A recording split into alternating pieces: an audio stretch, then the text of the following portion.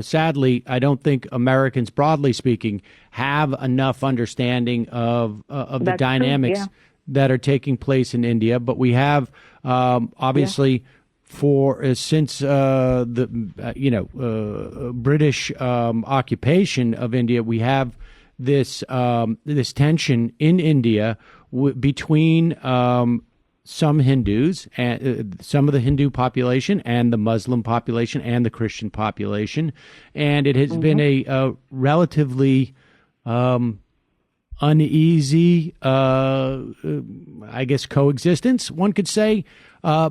And Modi is elected in 2014. He comes from a background that at the very least seems to be Hindu nationalist friendly. He was restricted entry into the United States because of his participation, or at least failure to stop the 2002 Gujarat riots, which led to some mass killings.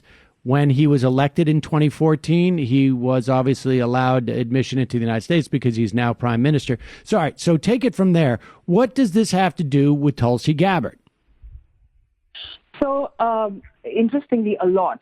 Apart from the funding that I told you about, so in early 2011, some of Tulsi Gabbard's earliest donors were executives of organizations that are the U.S. counterparts of Hindu nationalist organizations in India. That is one thing.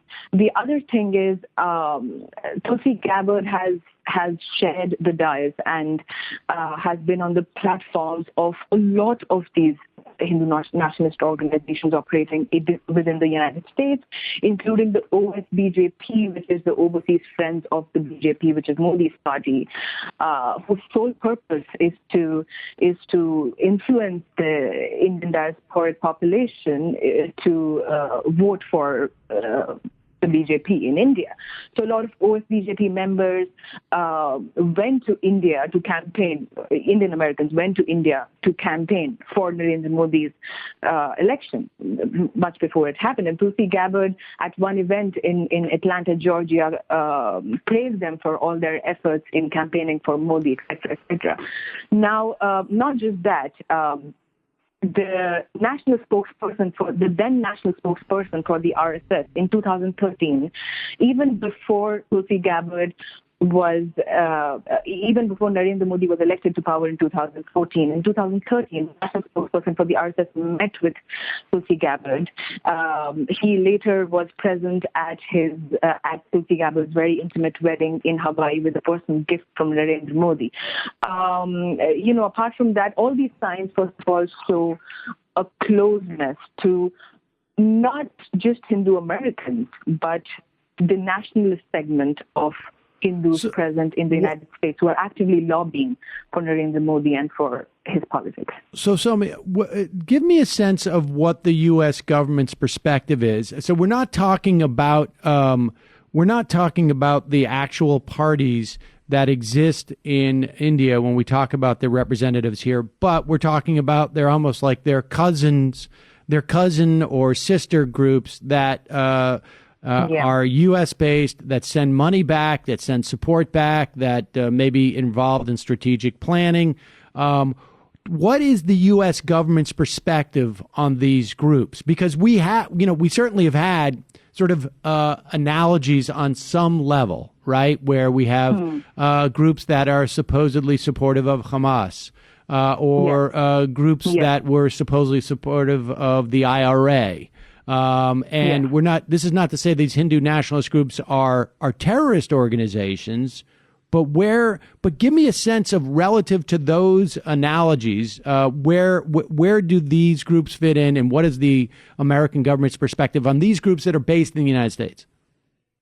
Well, Sam, the VHP, which is a very significant Hindu nationalist group in India, is termed as a militant religious group by the CIA last year. So is the Bajrang Dal. The RSS is termed as a nationalist organization by the CIA, and the VHPA is, for instance, its American counterpart. Now, everybody, from including the president of the VHPA to a lot of its past and present executive members, have donated to Tulsi Gabbard, and she has shared the stage with on a lot of VHPA events with a lot of VHPA executives, and they have actively fundraised for her.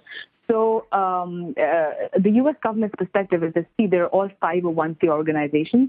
They're all registered as religious NGOs. They're tax exempt. They get all the benefits that any other 501c organization gets in America. They're legal in that they're legal.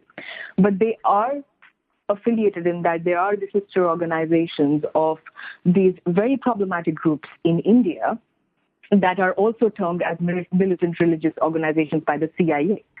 So, it's murky and it's not as clear cut. But with that said, Tulsi Gabbard has these relationships. She's both has a public relationship, or she has in the past. You write about her willingness to sort of like a top line at one point. I think it was she would be chairing the 2018 World Hindu Congress, organized by the VHPA and the RSS, and then she quietly withdrew in 2018, in the beginning of 2018 or mid 2018. All right. Well, let me ask you this, because we only have about a minute and a half left. Has she ever addressed these questions? Has she ever had to be held to account? Because I imagine in Hawaii, this is not a prominent issue. And like you said, in terms of large Hindu or Indian populations within America, I don't. You mentioned Hawaii is not one of them, so I imagine this is not something that comes up. Local media is not necessarily sensitive to this. Has she ever had to address this stuff? So internationally, when the reporting started coming out, and it's been coming out since 2015, mine was just one of the pieces. Tulsi Gabbard very recently wrote an article in Religion News Service saying this is bigotry and calling of course I get donations from Hindu individuals. I'm the first Hindu in Congress. Well, nobody is questioning that, and all minority populations can organize and vote for their candidate. That's welcome. We are not talking about Hindu Americans. We are talking about some nationalist elements within every religion. And Tulsi Gabbard has sort of spun that by saying that, the people questioning my ties to Hindus are bigots and are racist. So that is her response, which is basically it's a classic political diversionary tactics, and I really expect her to address the substance of the reporting that is done, not engage in such diversionary tactics. Well, I suspect if she gains any type of prominence within the Democratic primary, this is going to be one of those questions that she's got to have a strong answer for. I hope so. In the meantime, Soumya, thank you so much for your coming on and discussing it with us and your reporting.